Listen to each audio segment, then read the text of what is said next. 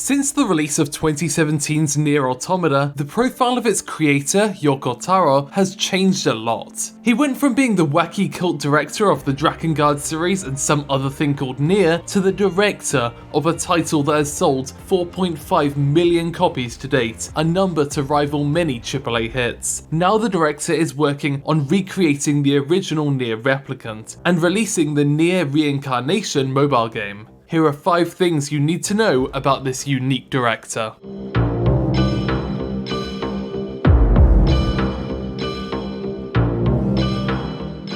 It may seem surprising, but Yoko Taro doesn't believe he's particularly special as a director, and although many of his self-deprecating comments are jokes, even when he's being serious, he has a habit of downplaying his work or achievements. He says that he wants to defy expectations and surprise people, but at the same time, he wouldn't really describe his games as weird. To quote his GDC talk, they just end up being weird games for weird people. His exploration of sexuality and nihilism aren't based within his own head, but instead, to him, are based on the world around us. Instead, he's more likely to find other games weird in their supposed normalcy.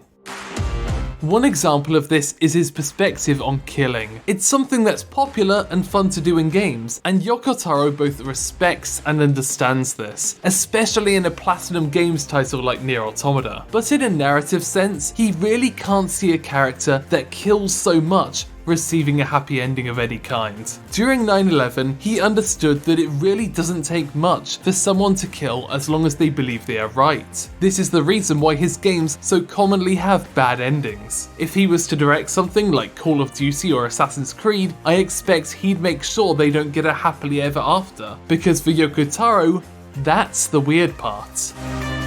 When Yoko Taro first debuted as a director with Drakengard, Square Enix didn't really care about the story, so he went ahead and added his own, something that helped launch it into a franchise. For him, there's a meaning to everything, and that includes the mask he wears for media interviews. He explains that while Emil has appeared in both NieR games, there's a lot more about his character that hasn't been explored, and that ties into the reason why he chooses to wear Emil as a mask. The mask also has its own real-life lore as well. At TGS, Yoko Taro spoke from the speakers while a mannequin wore his mask on stage. At one point, it fell over, cracking Emil's face across the front. Since then, he's worn a new mask, one with bolts across it, sealing together the crack.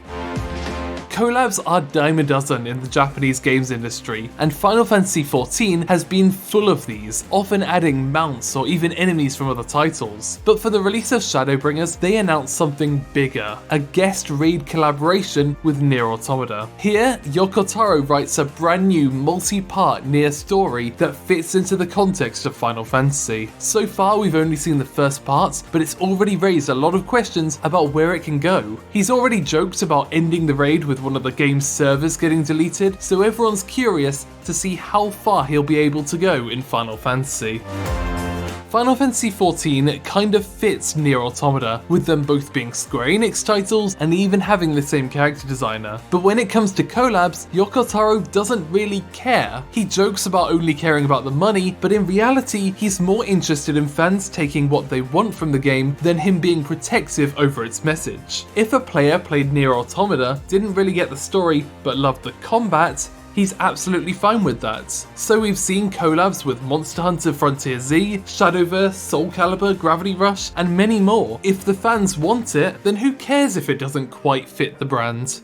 Thanks for watching OTAQUEST in Japan. Feel free to subscribe to find out more about the art and creation of Japanese pop culture.